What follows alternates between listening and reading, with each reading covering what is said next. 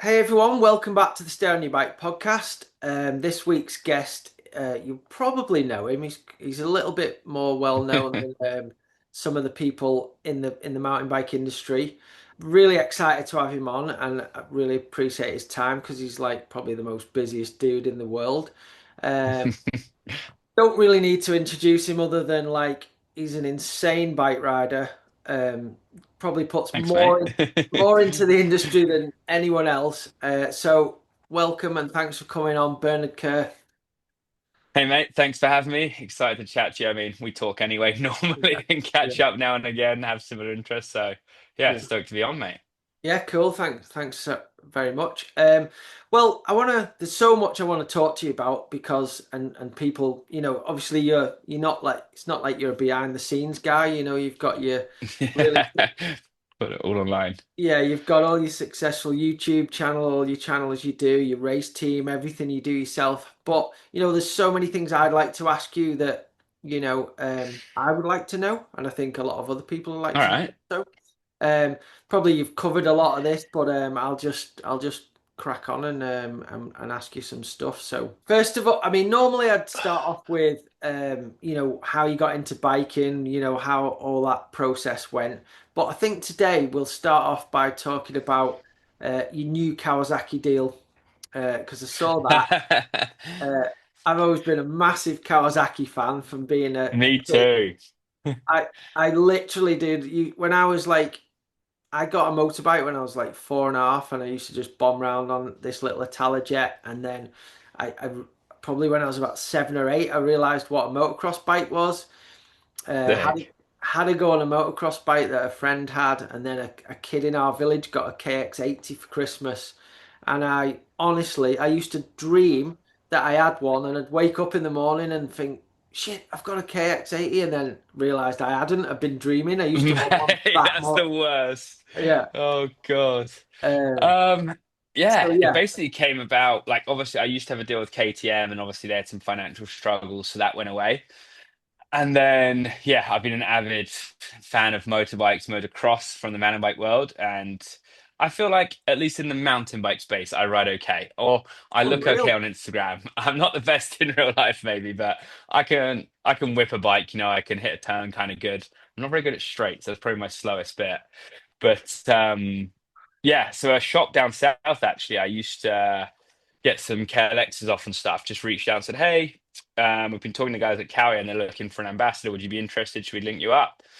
And then yeah, I got linked up with the main guy at Kawasaki UK, Dino. Super cool guy. He actually rides mountain bikes loads and has a Pivot e-bike, which is really really cool. So Cool. I'm sure that kind of helped. And he was out in Morzine and Leger for the Leger World Cup.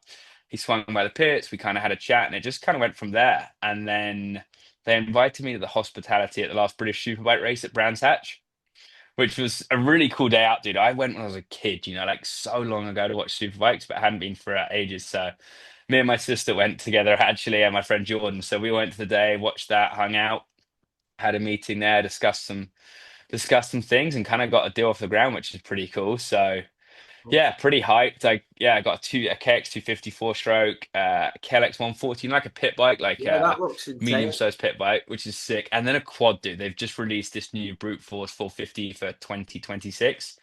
And it's like it is a big farm quad, but it's kind of slightly smaller, slightly lighter, a bit more nimble. So yeah, just to take Lada cruising around on it and hopefully do some cool content. Use it. We're actually using it tomorrow. We're gonna shoot some what am I trying to say? A YouTube video at Davi tomorrow and some Cool. Instagram reels with a new filmer. So we're going to use the quad for that. We've got a bike rack we just put on it. And yeah, the guys there are really cool, super hyped on it. And they just want to get a crossover, I guess, into the mountain bike world. Like a lot of mountain bike people ride motocross or vice versa. And I think in the motocross market, maybe it's like slowing down in the UK a bit. And it is still great and it is a good following. And there's a lot of people that do ride. So I think we're just trying to show them why Kawasaki's so cool. I mean, like you say, dude, it's such a cool, iconic brand. Like Yeah. Jeremy McGrath back in the day, James Stewart when he was in 125, and then my brother, kind of like your story, had a KX60, I think, when we were kids. And I remember being so jealous of that thing and loving it. And it was terrifying. I rode it once and like looped it out. I had this huge They're crash fast, because aren't the two strokes, mate, they're crazy quick back then when you're a kid. they? So Yeah. Yeah, I'd say it's always been my favorite brand. It's just the green color. Yeah. You know, it's like it Green is looks cool. If you so don't, cool. yeah, mate, green is sick. Yeah. And yeah, got that off the ground. And yeah, actually, I sent you the photo earlier. I just bought a KDX 200, little Yeah. two-stroke enduro bike because Cowie don't have one at the minute. So got to stay green, dude. And I just got Yeah. this 1991, same year I was born, KDX 200 for a bit of enduro fun this winter. So Yeah. yeah, Well, pretty hyped to be on the brand and just do everything I can. yeah, mate, that's mega, mate. I mean, just just a little similar thing to that. When I first started mountain biking, I think it was the second year I raced elite, so that was '99, or going back a while. But No way. the team I signed for was called Intense Kawasaki. And so we got Jeff Stieber sent the frames over from Intense in America, but the Yeah. the guy that ran the team, it was kind of through Mojo and also through a guy that put this team together. And so it was me, Steve Jones from who does GMBN, and Yeah, Ian, yeah. The sorry, dirt, yeah. Todd Kellett's dad, Nibs Kellett. Yeah. So No way. there was us three and another guy called Ali King. I was kind of like and then a junior rider. So I was like the elite rider. I think we had two Yeah. masters and a junior. And our bikes came from Intense, but they were all painted green with Intense Kawasaki on them. I feel like I've seen this. That's hectic. Did you guys Yeah. get bikes then, or was it just like a paying sponsor to help So out? I was so new to it all then. So I was kind of like the elite rider for the team. It was only a UK based team, Yeah. but we got one. I think it was a KX 250 at the time, and the Ali King who rode for the team. He was like an ex motocross guy, so he ended up with the motocross bike. The Um, free bike. yeah, I, I at the time I still had a KX 125 with like a pro circuit Oh, pipe I've on. I've still got one of those actually, yeah. Mine got flipping stolen, so gutted. But Oh, mate, the UK. yeah, but yeah. So and at the time, I was putting everything into trying to be a downhill rider. So I wasn't too Mhm. bothered. I'd kind of like stopped riding my motocross bike as much because I wanted to focus on what I was doing. But yeah, that unfortunately the team only lasted a year because guys that run it and whatever. But it was cool, and I think you'd have appreciated that if you know. Mate, that's sick. Have you still got the frame? No, I The green my frame. first bike Oh, got. I was racing Maribor. I think it was the first year of Maribor, and yeah. my bike was in the back of this motocross truck we borrowed, and I was doing the duel at night, and they broke into the van and nicked my bike, and Mate, then loads of people there, bike stolen. I remember my first World Cup was Maribor in 2008. yeah. I remember a lot of people got stuff stolen there. It's hectic.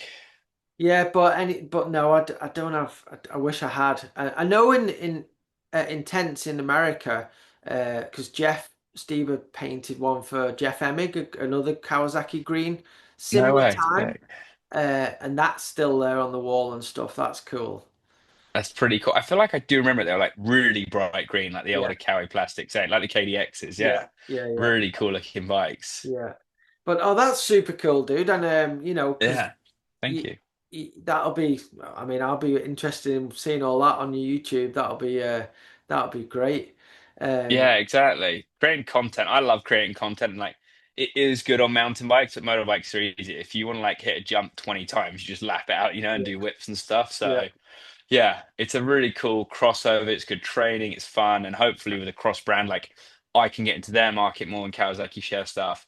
They yeah, can get into the mountain bike market more. So yeah. hopefully it works well for both What ways. what you need to do, I reckon, if you can tee this up, and another amazing YouTuber I watch is you need to do an edit with Carson Brown. Then Mate, yeah, him or Axel Hodges, either of them, yeah, it would be yeah. sick. I'm going out to Cali at the beginning of January, so if we get some time, it'd be cool to see what they're up to. Or ride with Jeremy McGrath again because he's still on Well, Cowie. I wanted to ask you that Yeah. because I was I was following your story when you're going to go to Anaheim, do Anaheim one. I mean, when I saw you were doing that, I was like, "What the fuck? How are you going to do that?" And then when I watched your videos and how good you are at jumping and stuff, I was like, "Fair play." Um, Tell me a bit about. how that came about, and also, did you do motocross as a kid then, or did you do bikes first? Not really. Like we had like PWs, I think, when we were like four. Yeah, Then we didn't have bikes again, like I think until I was like 14, maybe like properly.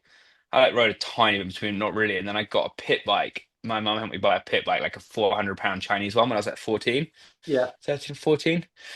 And then railed that until like the wheels fell off, literally. Then I got a TTR 125, which I rode for years, dude. I had it for years, and it taught me so much in corner speed. yeah, It taught me so much corner speed, as I think mountain bikes do, because we don't have a throttle on a mountain yeah, bike, and then TTR is really slow. yeah. So we had a big crew of us with TTRs and Z50s. So now I just more through my late teens, I rode pit bikes loads. Okay. And then when I won Crankworks in 2015, dude, Uh-huh. this is a funny story. It's like I was trying to win the King of Crankworks, Yeah. and in the middle of that summer, I bought like I couldn't afford it, dude. Like I had barely any money, and I bought a brand new because they had like a factory edition SX 350 at KTM, like Yeah. on one of these websites, really cheap, brand new one. And while I was away, I got my brother to go and buy it, and it was like 5.5 grand brand new, and I had to win Crankworks to be able to afford it. No And I way. still had the last stop in Worcester, and I was like, I'm backing myself so much that I can do this. It was almost putting yourself into like a pressure situation. So, and because the 16s had already come out, or almost, it was cheaper. So I was like, right, I'm just going to buy it. My brother picked it up and stored it, and a friend of mine, Carl's, a guy called Carl, super good friend. I used to work in his warehouse picking and packing orders. So they stored it there for me, and I hadn't even probably yeah. I was then World Cup, went to Whistler, won the King of Crankworks, and you got $25,000. And I won some other stuff. I think I made like 32 or 33 grand that week in prize money, which No was like way. 15 or 16 grand at the time. Yeah. And that basically afforded my brand new motocross bike in my off season of riding. And that was when I really learned to jump and get good because I'd never had a new bike before. Yeah. I'd had like I said I had TTRs, but I did have I had a Wiser 125, which was kind of shit, cool, a yellow one that got stolen. Right. Yeah, so that got stolen, so I didn't have a bike for a while, and then I had something else that didn't have a bike for a while, and then yeah, when I won in Crankworx 2015, I bought that brand new bike, which was really cool. And in that winter, I rode so much, dude. Right. I was out 2 times a week, 2 or 3 Right. times a week all winter. I was just loving it, dude. I had this fresh bike, and that was the first year I kind of learned to ride good. Uh-huh. Then I took it to New Zealand. It's a crazy story. I like took that Took the bike bike apart, to New Zealand. put it in 3 bike boxes and shipped it there because it used to be a lot cheaper for shipping. Got it there, rode it all summer, put it in 2 bike boxes, and then checked the engine in at the airport and said it was a model of a motor. Like No checked it way. in, flew it back, used it again that year, and in the end of that year, bought a new Honda because I'd started to make some money by now with a new contract after winning, and went to Dornoland. So I discovered Yeah. Dornoland, this track I've in been one. Italy, and it's like, dude, it's the A line of motocross. For Yeah, yeah. anyone that knows mountain biking, A line, dude. If you put A line in the UK, they're big jumps. So if you put Yeah. that in Mawson, there's some big, but they're so well built. They're I know. easy, they're safe, they're confidence inspiring. It makes you a better rider, and you've got 100%. so Yeah. many jumps on one lap. 50 jumps, whatever it is. Yeah. Think how much practice that is at Yeah. jumping. Yeah. I would say Dornoland is the equivalent. It's got 10 or Yeah. 15 good jumps. Yeah. So in the space of a day, you've probably done 3 months worth of jumps in the UK. You know Mm-hmm. what I mean? Or good Yeah. jumps. So it Yeah. really like it just expedites or like ramps your skill level up so quick on jumps and they're Yeah. so safe and the landings are big. Yeah. So that year there, I just got super confident and learned to whip. Like I just learned to whip one day. Oh, do you know what? It was before the Honda. I had the KTM, then I had a KX F250, they were called then. Honda Yeah. was the year after. I'm just remembering this now. It was like a spring one year, like April maybe, before the season. My cousin came out Yeah. and he was a photographer, and I just learnt weirdly that day, something just clicked and I learned to whip a 80-foot jump. No It way. just literally clicked and I worked out how to do it. And yeah, from then on, just got super into it more and more. As I did better at mountain bike racing, I could afford to do it. Yeah. And then one year, like hungover or drunk at a house party, me, Eddie, and everyone was sat around. And at this point, I thought I was good at jumping. I was good for a mountain biker, but not great. And we made some stupid bet. They're like, "You're not even good." They called me. Maxwell Hudges, because I would ride up the street on this motocross bike in New Zealand to their house above mine. And instead of Right. Axel Hodges, Maxwell Hudges. Yeah. And then I don't know, we were joking. I was like, I'll do Anaheim one day. They're like, no, you won't. No, you won't. I was like, I'll do it by 2020. And it was like a $5,000 bet between them and Hervé from 100%. I can't remember how he got involved, but we had this stupid bet. So I had 4 years to do it or something. What year was that? 2016 summer in Queenstown. But you And literally didn't race motocross at the time or no, anything. never. I've done a few local races in my Yeah. life, like three or four, but like never properly. No, I just had this cocky, drunk, or hungover idea that I could do, and I was like, I've got 4 years, I can do it. And then for the next 3 years, I was just busy racing mountain bikes and actually trying to get good at that because I was a pretty Yeah. late developer. And then we're still joking about, so like, fuck, I've really got to do it. It was 2019. I was like, next year, that's it. And we were in Whistler again, and I rode for Max's tires at the time, and Jeremy McGrath was there, doing a signing session because he rode for Max's. Mm. So we kind of all sat there joking, and then Eddie's like, "Oh, this guy Bernard's got to do this thing." So we start talking to Jeremy, coolest guy ever, man, But just dude, hanging out with you've us, just no idea riding. how And big a fan I was of him when I was younger. mate, me too. When I was a kid, he was the guy for me. Before Yeah. James Stewart, it was yeah, Jeremy McGrath for me, and then James Stewart. Yeah.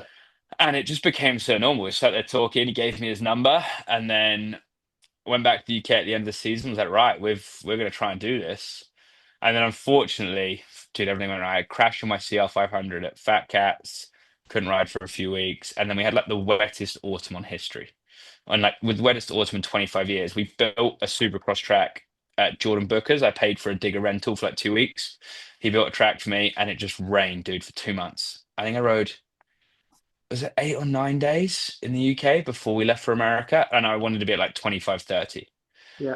So yeah, really underprepared, dude. But it was like this crazy thing. I was like, I've committed now. I've told Jeremy I'm going. Jeremy's lending me a bike. Like it was Yeah. so cool, dude. He was like, yeah, we've got one in the warehouse. I can get you suspension off Mitch at Pro Circuit, and I can get you on some tracks. So we flew over to Atlanta to pick up my friend Jordan's bike, and then we were gonna have to drive from there to LA or like like South California. Get to Atlanta, we got to pick the bike up from Millsap's place, and then that shut because of Thanksgiving. They'd gone away. No one was there, so we got stuck there for 4 days. We start driving. The U-Haul breaks down for 3 days. So we get there like 8 days late. We get there. The first week we're there, it rains. There's all the Supercross tracks are shut. Like everything that could have gone wrong went wrong, even though it was like the craziest thing. Like I wanted 30 or 40 days, no, 40 days before I tried. Yeah. And I think until it got cancelled, I think I got to 19 days on a Supercross track, No way. like total in my life. So not much. I mean, everyone was so good. Like Jeremy, you don't appreciate these situations enough when you're in it or Yeah. enjoy it enough because you're just in it. Yeah. We're like going out to these tracks, dude. The first one I think I rode Hemet once. It's like a public one for if you have a license. And then the next one I rode was the Kawasaki test track, and like The one at the side of we're the there. motorway. No, that's the Pro Circuit one, a different one. Ah, So Pro yeah. Circuit have two, one there, one at Glen Helen, and then Right. Cowie have the one.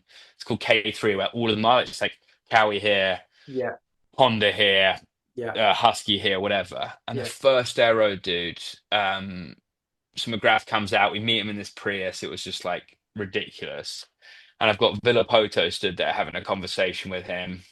And then like Anderson's over there, Brock Tickles, and I was just like, God. And he's like, all right, mate, like, do you want to get suited up and go out? And I was like, this is the most terrifying thing ever. And I just kind of cruised around that day. Like he'd picked up, believe it or not, we got the fork was just like done by Pro Circuit, but the shock was like a factory like works, can't buy it shock. Like it was insane. And I rode around that. I did everything that day apart from the triple maybe. Fair play. And I was like, this just, it was so out of my depth. Curtis Keane was there as well. I remember he rode for Specialized Yeah. and he was out there with because Specialized sponsored a lot of the guys, but it was like the most terrifying thing to roll out there on my own Yeah. on this track and just like, it was ridiculous. But we got good, dude. I mean, I had one big crash, case the triple. We did a photo shoot for Fly Racing early in the morning on a mountain bike for 3 hours from like 6 till 9, got to the Supercross track half 10, 11. And stupidly, I like did. how many laps. I hit the triple twice. Third time I hit the triple that day, I just brain fart. Cased it so bad. Had this huge crash, bent the subframe, exhaust, everything. Wake up and I got Brock Tickle above me. And Anderson was somewhere he'd like come over at this point, and I'm just like KO'd on the floor on this huge crash. And I was like, what am I doing, dude? I was lucky to survive that. And then even after that, was it Brian Krantz at the time was Tomax mechanic? I text Jeremy, Jeremy texts him. So Tomax mechanic at the time took all the parts back to his house. So we went round there that evening, picked up all the parts to fix the bike. Like it was the most ridiculous experience. And I'm so grateful for it. Yeah. It didn't happen in the end because they called it on like a bunch of technicalities. Mm. You don't have this, you don't have this. I got my license. Everyone said I didn't have my license, and I did. We got it through the Irish Federation, believe it or not. So I did have an FIM license. Yeah. But they got so much hate. The AMA had people phoning up, etc., etc. I was in the trailer, the AMA trailer at the stadium with the head of the AMA on the phone, Mike Pelletier, that you probably see on TV now. He's like the head of Supercross. They've got Jeremy on the phone, Weston Pike on another one, because Weston Pike could help me train because he was with Fly. Then I have to step out. They have a call with someone else going. They're like, no, we're not going to let you do it. The day that was Friday, maybe even, because I'd ridden the pro circuit track at Glen Helen that morning, Hmm. kind of knowing, should I even bother riding today? I think they're not letting me in. Yeah. So I rode in the morning and then drove from Glen Helen to the meeting at the stadium, which is just, they shouldn't have even known who I was. But obviously, with the YouTube and the attention, it kind of blew up. I did a Pulp MX podcast and it was just, yeah, surreal to think. Maybe one day again, dude. I've got a 250 now and it's way easier. I don't know why I tried to do 450s, but Oh yeah, yeah. I thought it was a 250. You tried to do Nah, I 450. just, at the time, I thought I wasn't that good at jumping. I thought it'd be easier on a 450. Fair But enough. in hindsight, now as I've still got better again, Yeah. when you're on a 250, like a pit bike, using more power harder is actually Yeah. easier than using so much power less, you know? So I probably should have done it on a 250, but I was on a 450, way out of my depth. But it was a cool thing to have lived through and remember now to this day. Yeah, I mean, insane. I was watching all of it, and I was just thinking, flipping. Have you always been? I mean, I know you said you were nervous and that situation you were in, but you must have always had a really good belief in yourself, I guess, for what you've Too much, maybe, achieved. mate. Yeah, I always think if I can do it, anyone can, like, because I'm just me. But at the same time, I don't know, just you can, if you really put your mind to anything, I just feel like just more effort most of the time, in my opinion, not that I'm correct. And like, if you just put more effort in, you can probably achieve more than you thought you could or you want or someone else thinks you can. Definitely. Like, if I work 3 hours more tonight, I might get a new sponsor if I do whatever it is. And Yeah. I don't know. I always just thought motocross was the coolest thing ever. And I was like, why can't I do this? It's just jumping. I'll get good. And okay, I suck in the grand scheme of things. But even now, talking to you, I'm like, You why don't couldn't I do suck, that mate. You again? don't suck. Um, Why couldn't I do that again? It was just, dude, we live once, like, I know. why not try some things, scare yourself? I mean, like you said, nervous. I remember some days we'd drive out to the tracks and I'd be like, I hope we get stuck in traffic. Please get stuck in traffic Yeah. today. Yeah. Like I was that nervous No or way. whatever. But dude, I look back at I get asked about it more than probably my mountain bike career still to this day.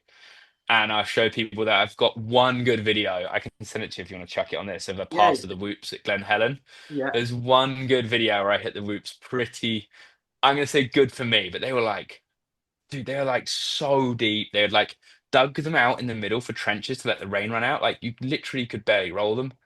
And I've got one pass in them that I'm proud of, and I'm like, No you way. know what? I kind of hit those. That was Brilliant. one thing I'm really proud I achieved, I think. And then a triple that had a huge rutted lip at the Hemet one on the Thursday before A1. Yeah. So, dude, And, and crazy. Yeah. I don't know. and Hemet, you're talking Hemet like out in the middle of nowhere in Southern California. Yeah. Yeah, I used to go mountain biking there, um, in the No way. hills. I've never mountain biked there, but I've ridden motocross, supercross. Yeah, Yeah, I didn't funny know old there was a track place. there. Uh, It's like I think you have to have a pro license to go on it. It's like right, $75 to go on, and right. it's quite sandy dirt, so it gets real rutted. That's why, like on the Thursday before A1, like Barsha, everyone's out there, and I'm like, Well, okay, I'm dropping in. You know, Oh, like it dude. was, dude, it was, yeah. Hemet was cool. I remember I'll send you a photo of the lip of the triple I was hitting that day, and I don't believe it even now. I'm like, what was I thinking? Like, it would take me a minute to kind of like, it would take me a few weeks to get back up the courage. Probably, like, I'd need to ride now for 2 or 3 times a week to Yeah, get back up to that ride. I can hit a triple again, and yeah, especially one with a lip that rutted. But don't know, dude. I think anyone in life, they're so much more capable than they think, and yeah. You're right. self-belief's a huge thing. You know, I think even with winning mountain bike races, if you believe it, you Mm. can probably do it. Well, you've proved it, mate. But so, but it's. I mean, it's. I think you don't. Well, you probably don't somehow don't think what you've done on your motorbike, your bike. Like it's insane what you've done. Considering, like a lot of mountain bikers have grown up racing motocross or whatever, which you didn't, to a Yeah. high level, and wouldn't think about going and trying to do A1. Maybe And ignorance is bliss. yeah, maybe. But obviously you're amazing at jumping. You can see that, you can jump anything. You've got the confidence to jump anything. I've been to hardline when Elliot rode and just stood on the sidelines and saw how confident you were there, but also how encouraging you were to all the other riders. It was like you were the coach and everybody else at hardline was like on a training day or something. It seemed like that to me. Um, but um, to be able to be that good at motocross jumping, to do a supercross track, and not being a motocross rider for your whole life, to me is insane. But what would you say Yes. helped the most? Like, do you think your mountain biking helped the motocross more, or vice versa?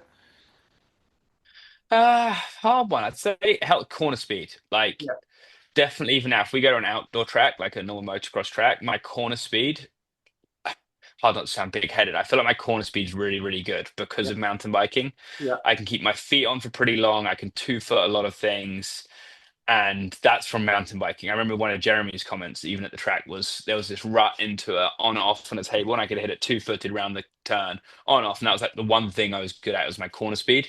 yeah, And my straight speed's bad because it's so gnarly, dude, how yeah, quick those guys go. So I think that's helped that a lot. And then motocross helped mountain biking a lot. I never get arm pump anymore. Maybe it's helped my technique and loosen up. Like we're going fast, but not that fast, you know? yeah, Well, I'm not winning races. But we're going fast, but it's nowhere near as gnarly as a motocross speed. So yeah, I've learned to relax a lot more, maybe. And you still get sore hands on a mountain bike, like St. Anne, your hands are burning up, you know? yeah. But arm pump's not really a thing, I wouldn't say for me. So Oh. I think we've helped each other and like this, yeah, just being used to the speed of motocross is higher.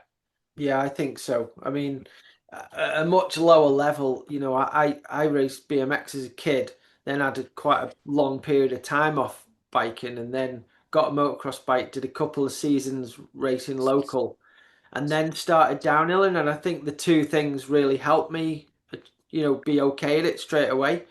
Um, Yeah. so I can appreciate that.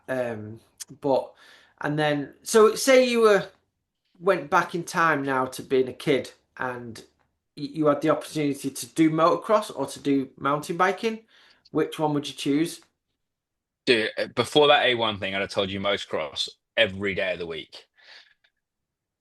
It's a really hard one. You know, I love mountain biking more and more as I go. Like, That's great. what a sport. I honestly feel so, not to sound like lame or whatever or cliche, but blessed. Like, Yeah, we get to ride our bikes in these mountains around the world in the most beautiful places and the community, yeah, hanging out with people. Mostly everyone's so encouraging, and yeah, it's about riding, but it's about the beer in between. It's about the lunch when we're talking out, or when you come down at Dudley. Oh my God, did you see? Are you still in that turn? I hit this, I hit this.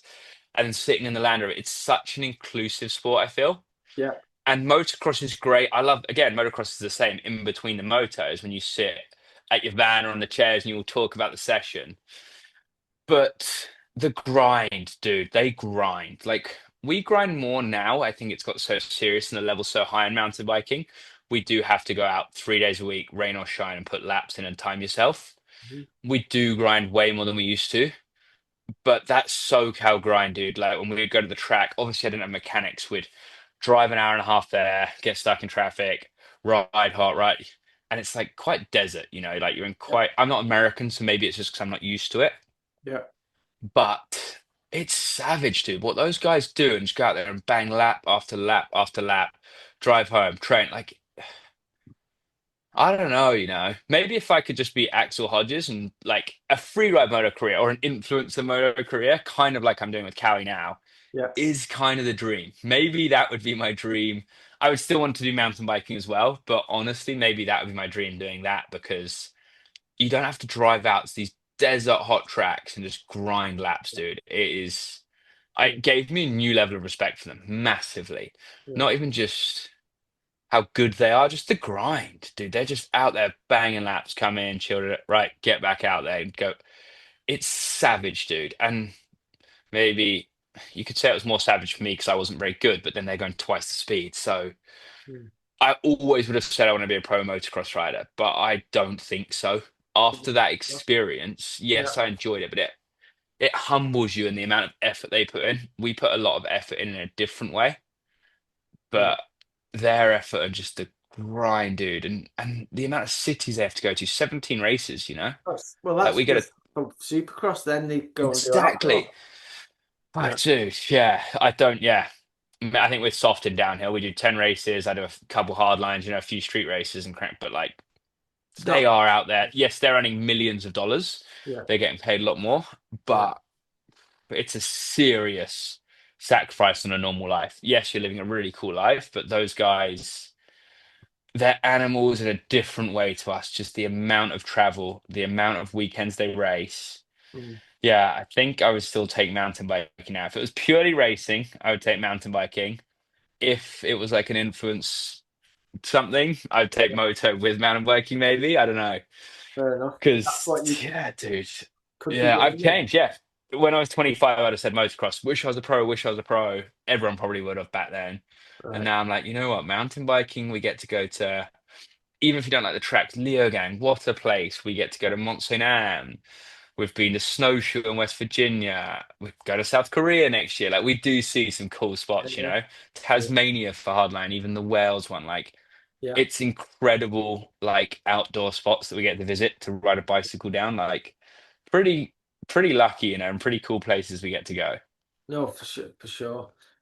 Cool. Well, let's take it back to the start of your mountain bike career. You started out Yeah, living in like the Surrey Hills. You lived around there, didn't yeah, you? Obviously, yeah. Sorry, area. there's a mega scene there, isn't there? There's a lot. It's a big demographic. You don't have the big mountains, but I guess the scene and there's quite a lot of jumps and stuff like that. Do you think that's a good place to learn your skills? Yeah, I think so. So I got my cousin Joe Horton. He was from Hereford. Yeah. And he was super into it. He's kind of who got me into it. And he would come down, or I'd go to his, and then just school friends. Like Surrey Hills had such a big scene. Like Hmm. more kid. Oh, I don't know. Maybe there's more kids now. I'm just not there enough. Now I'm in Wales. The scene, it was just so different. We had a hardtails to start with. I had a Trek Bruiser that we upgraded and upgraded. Just had a front fork.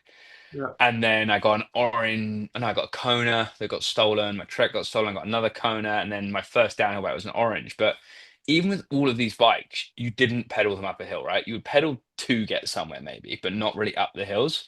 So you would push up and hit the same turns over and over and over again, or you'd hit the same jump all day. Like our day would be hitting the same three jumps all day. That Yeah. would be you would be out of the house for 6 or 7 hours doing that, or the same four turns, or you would dig it in. I think sessioning Yeah. anything, it's almost like forced coaching, and that's what I'm Yeah. trying to do more again now.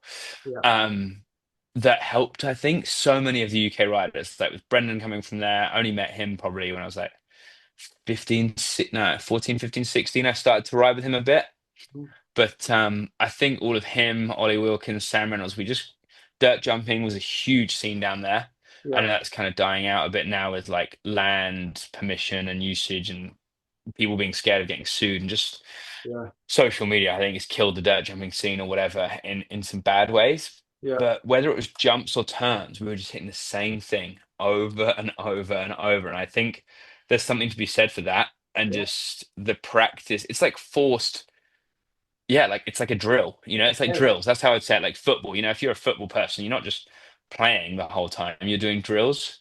Yeah. And I think you see that from these bike park areas. Yes, there's some anomalies like Jackson or Finn from Whistler, but a lot of the kids there, they've got it so good, dude. They just lap A line, lap Dirt Merchant, lap this track, lap that track. It's Yeah. hard sometimes, I think, to get really, really good at one thing. Yeah. If you're kind of just hitting this, hitting this, hitting this, where Yeah. we were almost lucky that we were forced to hit the same thing Yeah. over and over. We did drills. We did drills for fun Yeah. without knowing it. Yeah. Yeah. 100% And agree. I Yeah. think, and it creates like a good community again, maybe. Right, Yeah. we're all going to meet here, and there's five friends just all having the best time. Yeah. And racing was just something we did for fun at the time. Yeah. And you knew if you wanted to become a pro, I don't think I thought about it too much. Racing was the only way back then, really. Like you could be a free rider maybe in North America or Canada, Mhm. but in the UK, the only way was if you want to be good at this, you race. It was just Yeah. what you did. Yeah. So yeah, we went from pushing up in the Surrey Hills to starting racing.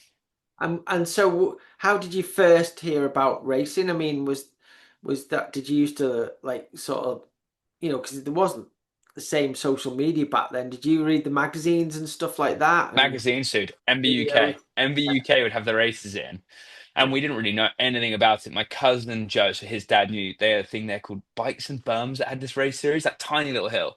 I think it was push up. So I know they had that, and then the four across the NACC events, was it? Like in the Yeah. West Country, like Somerset area. Yeah. So we read like an MBUK saw as an event. Like in my family, you chose a sport, and if you got to choose one sport, and if you did it, you got to do it competitively. It was like, right, if you want to play ice hockey, which is what I did before, you do that. If you want to go biking, you don't do that anymore, you do this. And Right. literally, so I was like, oh, I want to be a biker. All right, you've got a bike now. We went and bought £400, I think it was Trek Bruiser. And then you're looking the next week, I think we're looking in the magazine, like, where's the first competition? It was No just, way. it wasn't a question. It was just like, right, now that's your sport. Where's the competition? You just go to a competition. It was No just way. the normal thing that I thought you did or we did. So we just, yeah, went. I think, did I get third at the four cross race? Or did I win? I think maybe I won one and got second at one of my first race. Brilliant. Then we did an XC race to see if that was good. And I had a full face helmet on, baggy shorts, seat down, maybe got third again in like the junior category. Absolutely ruined. Imagine with the seat down, I'm Yeah. like pushing up hills, running up them, just No no way. idea, dude. And then I did a downhill race, and I think I got third at my first ever downhill race in the Trek Bruiser in Okay. Somerset. I can't remember. Where I would that have almost been remember what then? the hill was called. I just remembered it. I want to say it wasn't Bird Hill. I've still got the trophy somewhere, dude. It's probably in the warehouse somewhere. I've got No the first ever trophy. So yeah, as soon as you podium your first races as well, you're like, well, this is this, I way. Yeah. think. And Yeah. Yeah. back then we all grew up out on BMXs or bikes. Like I had a Yeah. mongoose BMX for Christmas one year, and Yeah. yeah, it was just what we did. And I got into it. I remember thinking, or maybe telling my parents, I was like, ice hockey's cool, but there's no jumps in it. Like I love the turns and carving and ice skate, but I was like, but there's no jumps. Yeah. And that was one of the main reasons I kind of got into it, was to do more jumps, No way. which is fun. And you can see now, I think, if you like something, you're confident at it, and Yeah. if you enjoy it more, you want to do more of that one Yeah. Of thing, course. Yeah. So Yeah. I was saying this to my son when he was a bit younger because I'd always took him biking, but he never was that into it because his friends didn't do it. And I said yeah, to him, look, the minute you get a little bit better and you can start to jump and hit turns prop better, then it becomes more and more fun. You know, it's addictive. yeah, anything that's like hard working and you can't do it very well, it's not as fun, is it? You know what I mean? Yeah, 100%. Yeah, the better you So, get at it, and the more yeah. fun it becomes. Oh, brilliant. And then, so how did you go from that to, getting into being a downhill racer? Well, yeah, I guess that third race was a downhill race, and then just kind of just kept going from there. Really, just enjoyed it. And I was like, downhill's better than XC, so I tried that. And I love four cross. And back then, I'm watching Steve P, Nathan Rennie, Cedric Gracia. And as far as I knew, you had to do both.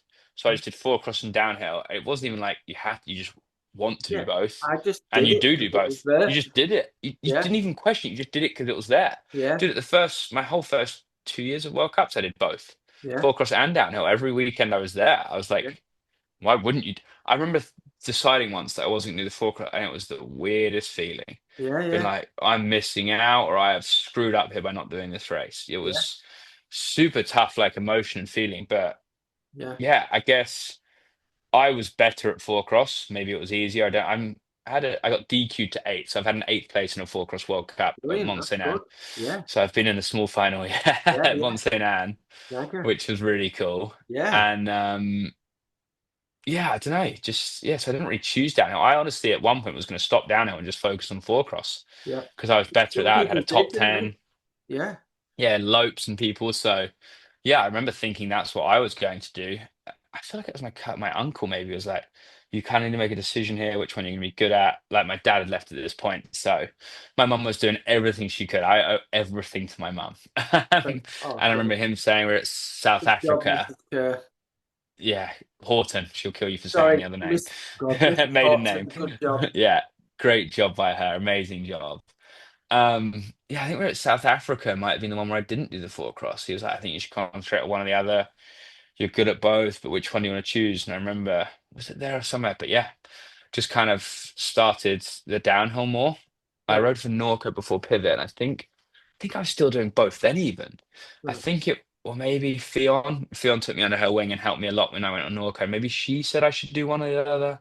I honestly can't remember too much, but then from the Pivot days on, it was fully just downhill really. And yeah, it brought me to where we are now, and I'm pretty thankful. Obviously, so I had the four cross with the UCI and everything. It's a real shame. I think it did have some good legs as a sport, and it could have been with the right tracks and the right Yeah. things. It could have still been a really cool thing. But Yeah, I think yeah, it's downhill's just kind of the one that's gone. it's a shame. I mean, just briefly, we could go on about that for ages, but um, you know, for the way it's going now, it's turning into a TV sport in my opinion. Massively, yeah. And four cross, if again, if you had the right tracks, is better for TV than downhill, and Surely more exciting, dude. yeah, Yeah, I because do agree. It's just, yeah, people that I don't know what you think, but I love the sport as much as you do, and I still, I'm not running a team anymore. Watch every single race. I watch all the, the socials and stuff on it. I think it's amazing what you're all doing, but I don't, no matter how good the downhill coverage is and how fast you guys are going, I think if you're not a mountain biker and you're not into mountain biking, I don't think you'd watch it. That's I agree. It's a tough one. Maybe. I don't know. The thing I would change if it was my sport is just make the gap smaller. Not that it's bad or good. That's just what yeah, I would prefer to see in my opinion. Not that yeah, I'm right. yeah, When we've got these 4 to 5 minute gaps now on TV, or when you're at the race, I think it makes it a very long thing to watch and show. And I love it, dude. I cherish this yeah, career I've had so far and this sport. But even for me, the long gaps do get a bit tedious and boring at the end. yeah, So yeah, for TV, I personally would make those shorter. It could be the wrong thing to do. I'm sure these experts know better than I do, but I would prefer to see it shorter, and yeah, I would personally be more engaged with yeah, it. But yeah, four cross, dude, you just bang out heaps of four. If they had modernized the tracks, I think a lot of them yeah. got too flat, and BMX got They easy, did, especially as they bikes did. got good. Yeah, In my opinion, it needs to be like at least a 140 in the rear bike. Like if you needed that for it, I because it said was that. steep enough and sick enough, dude, I said minimum that to 140. them when it was coming to the end. I was saying to like Scott Beaumont and them guys that were really, at the forefront of pushing it. I'm like, mate, there's no point having this sport where you're all riding custom hardtails that the industry doesn't No sell. one's buying, yeah. You need to be on the Yeah. bikes that the industry sell, then you can use that athlete to push that bike. And I 100% agree that, and I think that's where it went. And it's weird. I don't know if you think this, but our industry is so small, and people think it's huge. But the people that are in charge of like the big sponsors, whether that's Shimano, SRAM, the UCI, it's such a small group of people. It is. When a few people decide that that discipline isn't cool anymore, or that isn't the right way to go, everybody jumps on board, and then like Happens real quick, yeah. Real four quick, went, exactly. then enduro's gone. It's not gone, but Yeah, it's close. basically, you know, Yeah, I know. It's definitely a weird one. And the focus one, yeah, I think. you can blame it on a number of different things. In my opinion, it's the tracks. But I don't know if they would have kept, if the tracks were amazing, would they still have kept it? Would they have got it? I don't know. But at Well, least for me, it would be way more exciting if the tracks were so steep and gnarly. We yeah, don't have throttles, so you can't yeah, carry speed out of turns. yeah, Steeper it is, the more you can inside and carry speed. yeah, Steeper and rougher it is, the more you need a trail bike, which the yeah, companies are selling. Like yeah, all of these things, at yeah. least in my opinion, would have really helped it. So yeah, it's a real shame, dude. I remember watching like those Vigo races and the carnage on Earth back in Carnage, I wasn't it? loved that, dude. Oh, Yeah, it was I got nostalgia now, dude. I just want to watch that and just go back to being a kid, never on any easy ups yeah, with all of yeah, that, dude. Just these big trucks and everything's so cool, and it's amazing the brands are pushing it this much and putting the money in. yeah, But there's something to be said for a simple, do you want to call it a gypsy setup? Just a simple race series with yeah, yeah, just yeah. everyone having a good time out of easy ups, you know? Yeah, yeah, no, for sure. I mean, I can see where they're trying to go with downhill, but I don't know what's the right way to do it. But I do think that, the World Cup itself, when I started doing it, it does miss that multidiscipline racing that the crowds really love to watch. Whether you're a Mm. mountain biker or not, if you're watching some head-to-head battles, it's super fun, and you can put that on the evening where people can come out. It's like going out to town. You instead of going out to the Yeah, it's like club. going to a basketball game, Yeah, anything. Like America has such a good culture for that with yeah, sports. That's almost like people's hobby is watching basketball every yeah, Wednesday night. Or yeah, in England, there we have football, and I think yeah. it's such a cool thing. And you see it at Vallisol every year. That track hasn't changed in 10 years. I know. It's quite an average track in my Yeah, opinion, and yeah, it still draws a massive yeah. crowd on a Saturday evening. It's awesome. I think at Fun. You least for can the have a event and the beer. venue. Yeah, you can get Mm, behind the cheering and I it's mean, cool. yeah, I mean, I towards the end of my career downhilling when I got injured, and then I got the opportunity to go and work for the BBC at the World Championships. No way. That was 2002 the first time I did it, and then I did it the year after in '03. I think that was either Lugano or Livigno, and the BBC crew, they didn't know about mountain biking, so like I'd go around the pits and tell them which riders were the best celebrities to talk to and engage with, No way. Um, Sick. Yeah, like the best characters. yeah, and then also, I did the commentary with the BBC guy, but I remember the film crew and the sports director, they were like, um, we were doing the downhill, but I took them to watch the four cross on the Saturday night, and he thought that was the best thing he'd ever seen for like No way. That's bike. so cool. And because of the crowd and how fast it was, he said this is perfect for TV. But then the year after, the BBC pulled out because it was an Olympic year and all the money went into the Olympics and stuff, and that Yeah, was yeah, yeah. the end of it. But it's just, yeah, that was a shame. But anyway, so you kind of moved into doing World Cup downhill as your main thing, and Mm. you fairly skyrocketed in that. Tell us a little bit about that journey and what did you have to do different to get to where you got to in that? I mean, I was texting you just a few years ago, and you were literally on the brink of winning World Cups. So give us a little insight on that journey. Yeah. Dude, I don't know.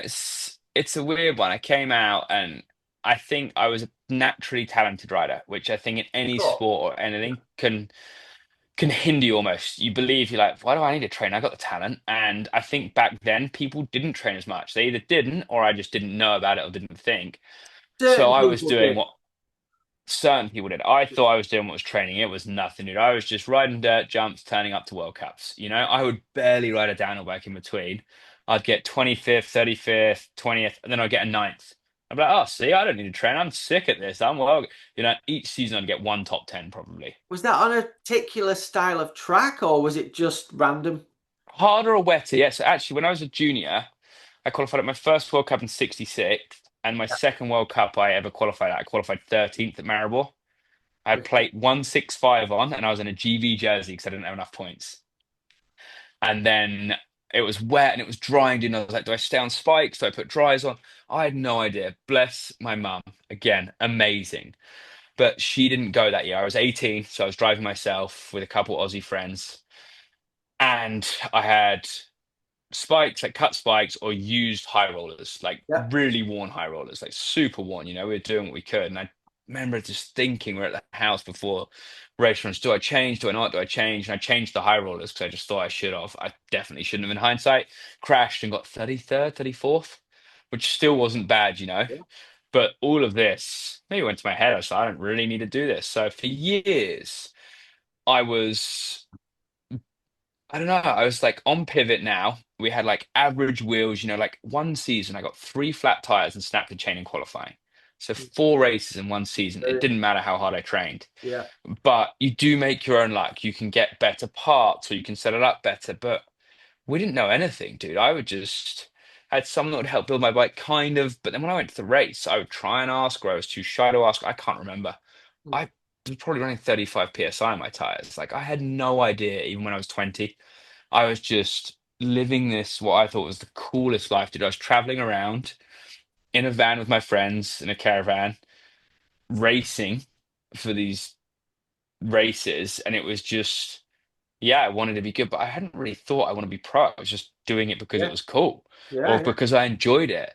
But I Yeah. had not my bike, like I wouldn't have done a single click on my suspension that I can remember. No clicks, no this, no idea about any of it, dude. So until I started to learn, and maybe you become more confident as you go. When you're 20, you think you know everything. You know nothing. Yeah. Well, at No. least I knew nothing. Yeah. And yeah, I started to learn more and then realized tire pressures matter, or this mattered, or I should eat healthier, or we shouldn't go out drinking the night before. Like, dude, oh my God, this is the best. I'll go out partying. Like, house Yeah. parties happen when we're 18. I remember I went to a house party before Chicks Hands Four Cross. Stayed out all night. Mum was so angry with me. I was so tired the next day. I won every moto and won the race. And I was like, well, see, it doesn't matter. Don't need to. But that wasn't good for me. It No. was when I look back, dude, it was the worst thing that I was that talented at the time Yeah. that I could do that. And it taught me the wrong things. Yeah. When you're an 18-year-old kid, you know best, you're an idiot. Yeah. Yeah. So yeah, I was good in junior. I won a junior World Cup. I didn't get a podium for it at the time. Schladming 2009. I got 22nd. I'm impressed that I remember this. I got 22nd on the day and won. I think I got second in the series. Danny won the overall. And yeah, I won that World Cup, but never got a podium because we didn't back then. Yeah. And then yeah, went through elite, just probably partying, being an idiot, trying to race good, being talented, not training, and then starting to learn with help of others and people looking out for you. You've got to try a bit harder. Mm. Then I started going like this is before we had bike parks here. So our main riding, we would only ride downhill at races. Mm-hmm. Like you wouldn't ride in the off season, dude. I'd barely ride. Right. And then we would like do a couple Portugal trips. As you get older, you'd like, oh, let's go to Portugal for 2 weeks with our friends before the season. Yeah. That helped. And then New Zealand came around. How did that and how did you end up becoming, because from what I watch and see of you, you've been going to New Zealand a long time. How did that come about going to New Zealand in the off season? I was dating a girl from there that rode bikes, so Okay. I went one summer with her and just absolutely loved it. She showed me the lights in New Zealand, so thank you very much for that.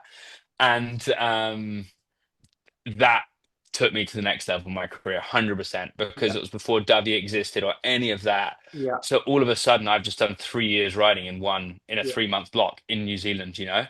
So I come into that season, have my best ever season, I think. I think I maybe got like an 11th to 12th, maybe a ninth, like three almost top tens. Hmm. And then maybe it was the year after the one after that, I got my first podium. But I was 25 or 26 years old for my first podium, which is insanely late. Like normally if someone doesn't get it by 20, 21, they're probably not getting one. A Yeah. lot of people get them early, like out of junior, they come out and they're flying. Hmm. And I think I was quite a late bloomer, but I'd started to work it out. I had Emily Siegenthaler on the team, even like her, Elliot, and people that knew more than me. I didn't know a lot, or mechanics that were getting better and helping. Mm. So I podiumed Leo Gang with Emily. We both podiumed my first one, which was really, really cool. And like a memory. Yeah, I look back on it, I was like, what a day. Super, super grateful. My granddad would actually came out, my mum and my granddad came to that one, just ran, we're going to come to Leo Gang, and I podiumed it. I was like, what a the I was, yeah, looking back now, Brilliant. an emotional, special day that I really Yeah. appreciate. Yeah. So, yeah, and then after that, you just kind of, well, thought I was the man. Next, the week after at Leger Crankworks, I broke my shoulder. um, Oh. like did all my Is that the ligaments real in it, had to muddy get that one? fixed. It was Crankworks one. No, it wasn't muddy at that, I don't think. Was it muddy? I can't remember, dude. Just way too cocky, huge crash. Yeah, But then I knew, now I had the belief I can podium. I remember at that race, so I podiumed Leogang the week or 2 weeks before, and I was like, I'm going to win this race. Easy. I've just podiumed the World Cup. yeah, So confident, way too confident, huge crash. yeah, But even after that, dude, I came back that year. 8 weeks later, I raced for World Champs, qualified 10th, 8 weeks after having all fake ligaments put in my shoulder. yeah, Like just the confidence, you couldn't tell me otherwise. I think I qualified 10th, crashed my run, came 30th or whatever I came yeah. in the really slippery rock garden in Cairns. And then I won Red Bull Hardline a week or two after that. Like it Insane. was just ridiculous what was happening, you know? Yeah, So yeah, I don't know. It just all started to click. Pivot obviously supported me and the team and just made everything possible with the money they put in, the bike development and everything. I can't thank Pivot Cycles enough yeah, for yeah, basically my whole career, between yeah, my mum and them and giving me the tools to get better and almost yeah, have the self-belief, which yeah. we've talked about. Yeah, I mean, looking back at the time when you did it, I think you can do downhill here and in Europe, and you can go up Mosine, but from watching what you did, like all the big jumps that they have in Queenstown and the tracks that they have, Insane, dude. Yeah. that just elevated your skills even more and Just gave you, yeah. uh, So much, I think, and then that combined with Dovey, like as COVID hit, we couldn't travel there, and I remember just putting so much time in. Um, I bought a house and had an average year. I think my first year of COVID. Oh, we had five. No, we had four races. And I just didn't really take it. So I bought this house, I jet skied all summer, went to World Champs and was like, it's raining, I'm gonna win. Got fifth. I remember I was so gutted I got fifth. I was like that was in Leo Gang. devastated. Yeah, Leo Gang when Reese won, I honestly thought I'd come last. I was so upset with that. Didn't even go out. I don't think. I was so upset with that fifth place, no which way. is insane to think. I was Yeah, so, but it was a lack of preparation. And then that off season. And then we did the next few races, and I was just not in it, dude.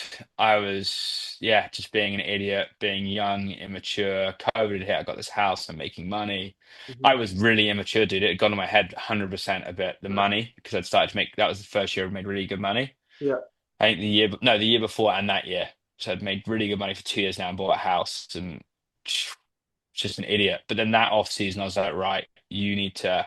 I remember getting back from somewhere and going out on a ride, like on my mountain bike on the road, hmm and thinking, I talked to Elliot Jackson used to use a trainer called Jarrett Kolich, and Luca Shaw uses him. right. I remember Luca was doing really well, and this guy, he's so nice and so passionate. You know, when someone's passionate, Yeah, I feel like you or me, like yeah, we really love what we do, and we love yeah, mountain biking.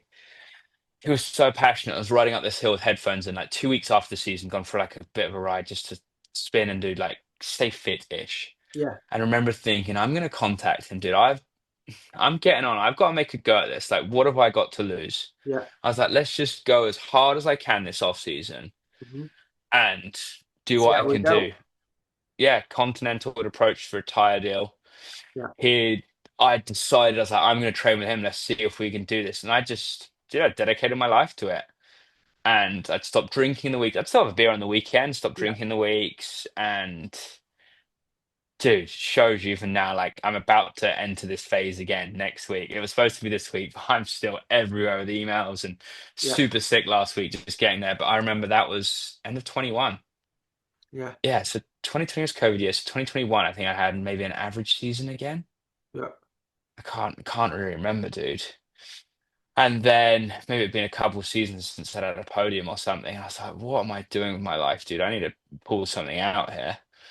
And just went for it, dude. Worked out. I did so many time laps. Would drive up to Wales every week or two. Barney, my mechanic, he'd yeah, come and shuttle us all day. I would time with the GoPro. I was relentless, dude, in training. And I've been the same the last couple of seasons. There's just been a lot of other outside factors with issues going on or this or that. Getting hurt this year, but I really just was like, this is it. And the belief, I think, yes, training is good and you make yourself fitter, but I think half of training is the mental side.